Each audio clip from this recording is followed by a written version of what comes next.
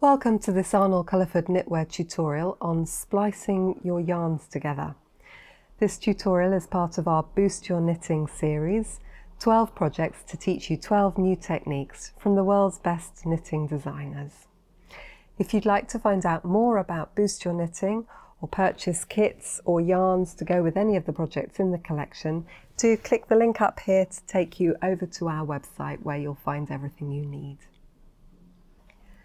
This is Tori Seierstad's beautiful Marangoni hat, one of the designs in Boost Your Knitting, and we're going to use this to show you how to splice the ends of your yarn together.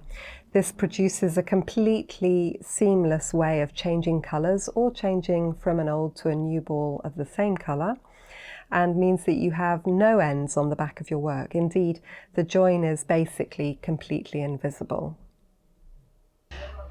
I've been knitting in the green yarn and I'm now ready to change to the blue yarn, and I'm going to show you how to do that using a method called splicing. This is a really neat, almost invisible method for changing from one yarn to the next, and as with knitting in your ends, you can use this either when you're changing colour or when you finish a ball of wool and you're ready to move on to the next ball in the same colour. It works equally well either way. For this particular situation, I want the yarn to change colour at the round change, and so I've worked with my old colour right up to where I want the yarn change to occur, and I'm now going to mark where that is by putting a pin through the plies of the yarn at that spot, snug up with the needles. So I'm looking to splice my yarn so that it changes colour at the point marked with the pin, and I'm now going to unknit a few stitches to give myself some space to work, carefully keeping that pin in place. And I just want to move back far enough that I've got the space to work on the length of yarn. So that is 2, 4, 6 stitches. Let's maybe do one more for luck. 7. Okay. I just pulled my needle tips up a bit so that I don't lose any stitches off the ends of the needles while I'm doing this. And my pin is still marking where I want that colour change to occur. So what I'm going to do is I'm going to take some scissors, and I'm going to twist the yarn so that I separate out the plies of the wool.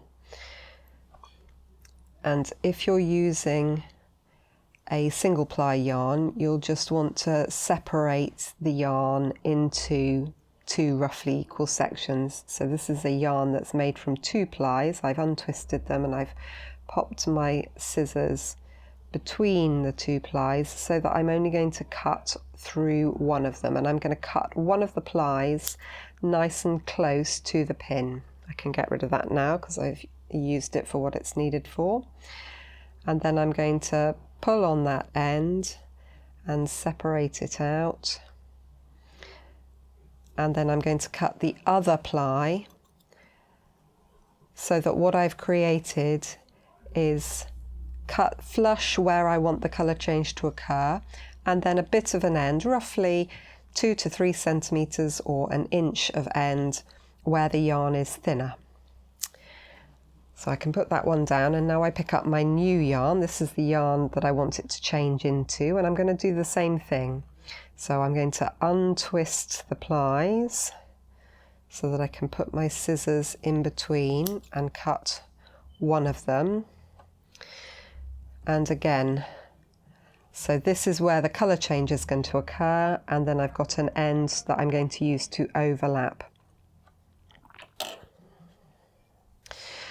Now I'm showing you this on a Shetland yarn. Shetland wool is a woolly wool. It's also woolen spun, so there are lots of bits of fibre all sticking out in different directions, which makes it great for felting together. If you're using a more slippery yarn, then you may want more of an overlap and this may not work. If you're using a superwash yarn or something that doesn't felt, then this method absolutely doesn't work, and you should definitely knit in your ends or do something that's more appropriate for your yarn. But for wool with a little bit of grip, this is magical. So we're going to cross over our ends at the point where the plies were thinned. So that's where the pin was, and it's crossing over the blue yarn at exactly that point. And we're then going to fold the ends back on themselves. Okay, so that's now joined our two yarns like the links of a chain, with the overlap occurring where the plies have been thinned. And then I'm going to put that across the palm of my hand. Use my fingers to hold it for a minute. And then I'm going to get some water and I'm going to moisten it. And then put it across the palm of my hand, and I'm going to vigorously rub it. And then you undo it and you check and you make sure that the ends haven't moved or anything. That's looking good, so I'm going to keep going. Add a bit more water if you need to. And you want it to really get warm between your hands, because you're using the action of friction and heat to make all those fibres grip to each other and basically felt together. Check at each end that you haven't got any wobbly bits that have come apart.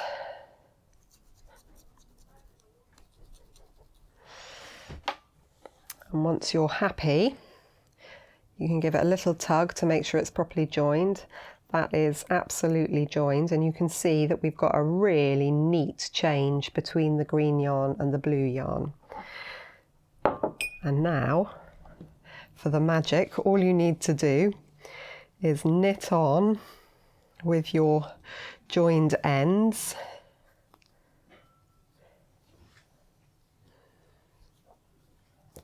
And if we knit on, we should find that we magically change colour when we get to the end of the round.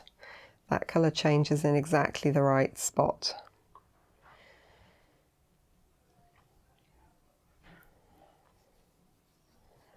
And then you can just work on in your new colour.